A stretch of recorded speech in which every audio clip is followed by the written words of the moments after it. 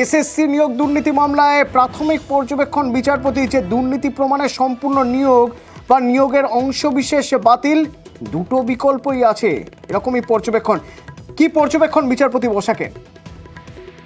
দেখো, school service কমিশনের সমস্ত ধরনের সব ধরনের নিয়োগ দুর্নীতি মামলার একযোগে শুনানি চলছে এবং প্রতিদিন শুনানি হচ্ছে বিচারপতি দেবাংশু বসাকের ডিভিশন বেঞ্চে।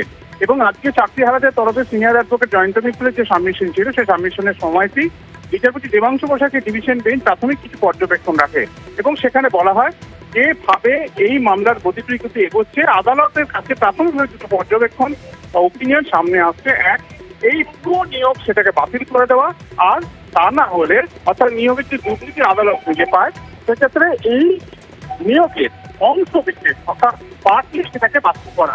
পার্টলি বলতে সম্ভবত আদালত এটাই বোঝাতে চেয়েছে যে আমরা দেখেছি এসএসসির বিভিন্ন নিয়োগের ক্ষেত্রে প্যানেলের মেয়াদ উত্তীর্ণ হওয়ার পরেও একাধিক জনকে চাকরি দেওয়া হয়েছে, এটা আদালতের সামনে অভিযোগ।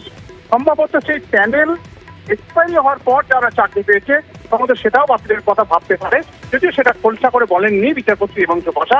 তবে তিনি বলেছেন আপাতত প্রাথমিক পর্যায়ে আদালতের সামনে বিভিন্ন তথ্য আসছে, সওয়াল আসছে, যুক্তি আসছে, পাল্টা যুক্তি আসছে, কিন্তু স্কুল সার্ভিস কমিশন তাদের ওপর যারা চাকরি করছেন, যারা চাকরি হারিয়েছেন, তাদের যদি আস্থা না থাকে তাহলে সেই নিয়োগ প্রক্রিয়া কেন আদালত সম্পূর্ণভাবে উড়িয়ে দেবে না।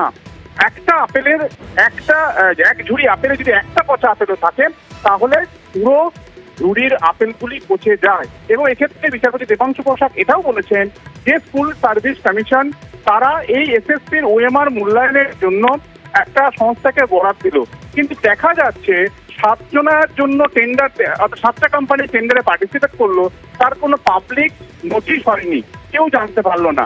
অর্থাৎ টেন্ডার হলো একরকম, দেওয়া হলো একটা নির্দিষ্ট কোম্পানিকে, তাহলে তো গোড়াতেই গলদ। তাহলে এই নিয়োগ প্রক্রিয়া তো শুরুতেই সমস্যার সৃষ্টি করেছে, তাহলে এই নিয়োগ প্রক্রিয়া লেখে লাভ কি? 7 বা 10,000 চাকরির জন্য তাদের কথা ভেবে কেন গোটা ভারতবর্ষের ক্ষতি করবে এই সাংবিধানিক আদালত? এবং একই সঙ্গে বিচারপতি জানিয়েছেন যে 23 লক্ষ যারা পরীক্ষায় বসেছিলেন পরীক্ষার্থী এসএসসি গ্রুপ সি নবম দশম একাদশ দ্বাদশ, তাদের তো কোনো দোষ ছিল না। তারা চেয়েছিলেন একটা স্বচ্ছ নিয়োগ প্রক্রিয়া পার্টিসিপেট করে, তারা যদি মেধায় পিছিয়ে থাকে তারা পাবে না। তাহলে এই স্বচ্ছ নিয়োগ প্রক্রিয়া যদি না হয় তাহলে শুধুমাত্র শূন্য পদ ভরানোর জন্য অযোগ্যদের সেখানে কেন নিয়োগ করা হবে? কাজেই এই মামলা আরো শুনানি চলবে, প্রাথমিকভাবে পর্যবেক্ষণ রেখেছে এবং এই নিয়োগ দুর্নীতির যে পার্ট সেই প্রাথমিক পরবর্তী অত্যন্ত গুরুত্বপূর্ণ। অর্ণব, সঙ্গে থাকো, আরো কিছু গুরুত্বপূর্ণ খবর থাকছে।